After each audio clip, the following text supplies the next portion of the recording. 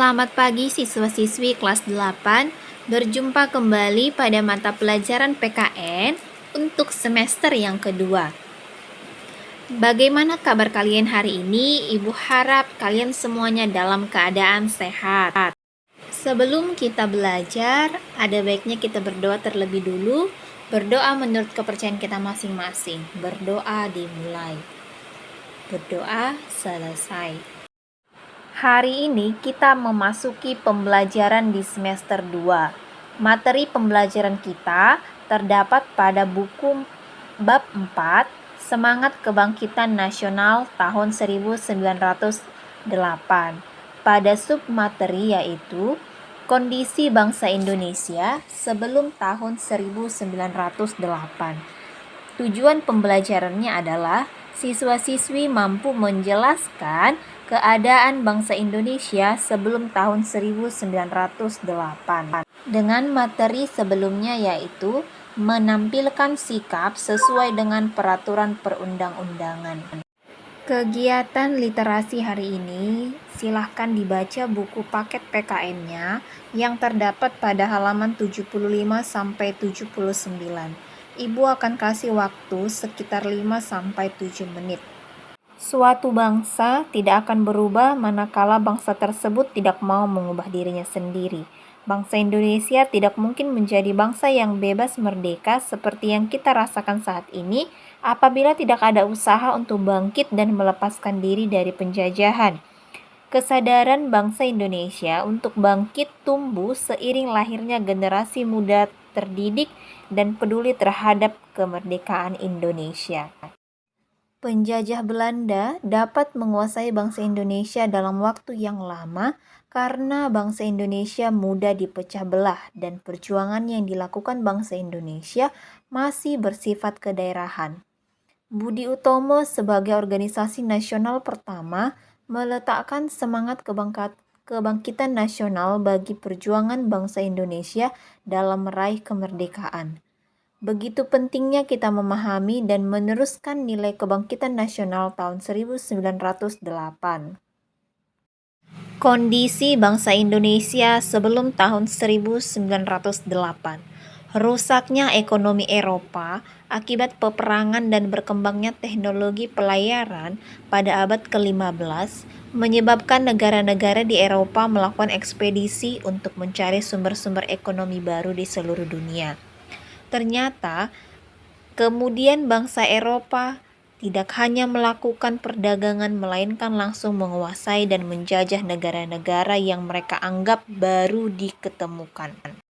Awal mula penjajahan Belanda di Indonesia dimulai sejak didirikannya VOC pada 20 Maret 1602 yang menyebabkan berbagai bentuk kekerasan yang menimpa rakyat di Indonesia. Di berbagai daerah, VOC melaksanakan politik divide et impera atau politik adu domba, yaitu saling mengadu domba antara kerajaan yang satu dengan yang lain atau mengadu domba di dalam kerajaan itu sendiri. Hal tersebut mengakibatkan melemahnya kerajaan-kerajaan di Indonesia dan merusak seluruh sendi kehidupan masyarakat. Bangsa Indonesia semakin menderita ketika Daendels berkuasa. Upaya kerja paksa atau Rodi guna membangun jalan sepanjang Pulau Jawa yaitu Anyer dan Panarukan untuk kepentingan militer, membuat rakyat semakin menderita. Penderitaan berlanjut karena Belanda kemudian menerapkan kultur stelsel atau tanam paksa. Peraturan tanam paksa diterapkan oleh Gubernur Jenderal Hindia Belanda, Van den Bosch tahun 1828.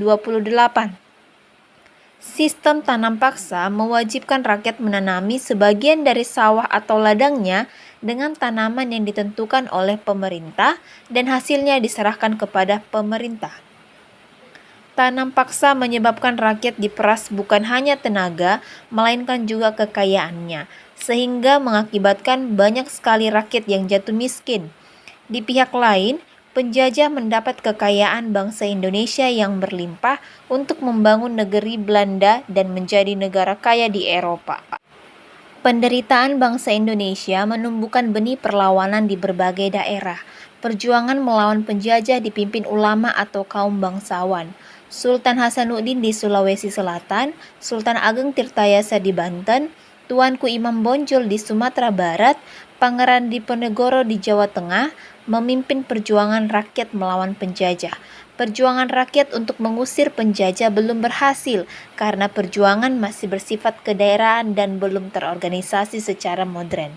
Penderitaan yang dialami bangsa Indonesia menyadarkan beberapa orang Belanda yang tinggal atau pernah tinggal di Indonesia, di antaranya Baron van Hove, Edward Douwes Dekker, dan Mr. van Deventer. Edward Douwes Dekker terkenal dengan nama samaran Multatuli, menulis buku Max Havelaar pada tahun 1860. Buku ini menggambarkan bagaimana penderitaan rakyat Lebak, Banten akibat penjajahan bangsa Belanda.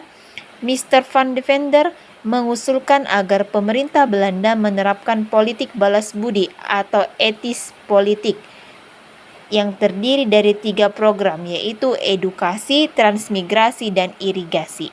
Atas desakan berbagai pihak, akhirnya pemerintah Belanda menerapkan politik balas budi. Politik balas budi bukan untuk kepentingan bangsa rakyat Indonesia, melainkan untuk kepentingan Belanda. Contoh, irigasi dibangun untuk kepentingan pengairan perkebunan milik Belanda. Pembangunan sekolah bertujuan untuk menyediakan tenaga terampil dan murah. Di sisi lain, pembangunan sekolah melahirkan dampak positif bagi bangsa Indonesia, yaitu munculnya masyarakat terdidik atau mulai memiliki pemahaman dan kesadaran akan kondisi bangsa Indonesia yang sebenarnya. Bangsa Indonesia saat itu kondisinya bodoh, terbelakang, dan kemiskinan merajalela. Mereka yang mengenyam pendidikan dan sadar akan nasib bangsanya selanjutnya menjadi tokoh-tokoh kebangkitan nasional.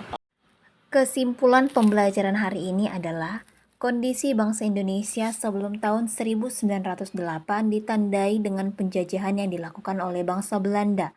Penjajahan Belanda menimbulkan berbagai penderitaan di masyarakat sehingga memicu perlawanan di daerah.